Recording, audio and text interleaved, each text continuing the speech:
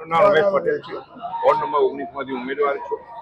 આગળ જે પૂર્વ કોર્પોરેટર હતા એમને વિકાસની ગાથા લખેલી છે અને અમે આગળ વધારતા રહીશું। અને સીઆર પાટીલ સાહેબ, સંગીતાબેન ધારાસભ્ય માર્ગદર્શન મહેનત અમે બહુમતીથી જીત્યા છે। શ્રેય અમારા સબ કાર્યકર્તાઓ જાય છે, બૂથ પ્રમુખ છે, બધાને અમે શ્રેય અમને આપી। હું અશોક કુમાર માંગીલાલ શાહ, વોર્ડ નંબર 19 આંજણા ડુંબાલ।